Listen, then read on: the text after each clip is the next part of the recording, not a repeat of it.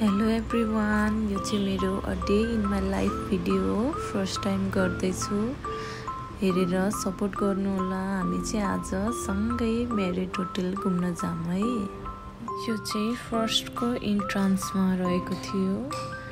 यहाँ चाहिँ फुलले यसरी डेकोरेट गरेर राखेको थियो अनि साइडमा चाहिँ यसरी डललाई राखेर सजाएको देख्दा अचम्म लाग्यो, किनभने यसलाई त्यो उसमा ट्रली जस्तोमा राखेर सजाएर राखेको थियो। यो चाहिँ हामी बस्ने रुम थियो।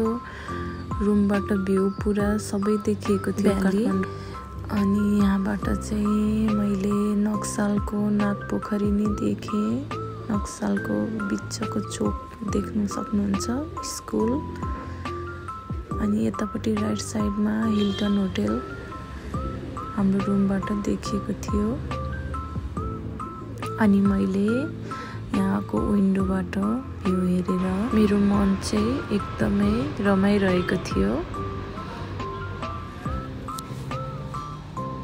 अनि त्यसपछि हामीले बेलुकाको डिनर गरेको चाहिँ मैले क्लिप राख्न बिर्सेछु। यो चाहिँ बिहानको ब्रेकफास्टको क्लिप हो। यति भेराइटी थियो कि हामीले 50% पनि खान सकेनौँ, त्यस्तो थियो। अनि यो चाहिँ इन्ट्रान्सबाट छिरेपछि लिफ्टको साइडको पार्टमा यो छ। यहीँ भित्र चाहिँ लन्च डिनर ब्रेकफास्ट गर्ने ठाउँ हो यो। अनि यो चाहिँ हाम्रो रुमबाट देखिने भ्यू।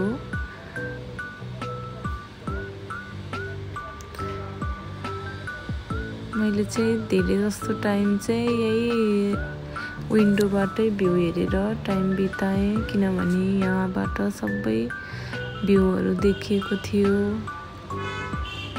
पानी परेको थियो बेलुका, त झन् बेलुकाको क्लिप पनि मैले क्लिक गर्न बिर्सेछु, त्यसको लागि सरी। अहिलेलाई बाई बाई, नेक्स्ट टाइम अर्को भिडियोको साथ आउनेछु। By by.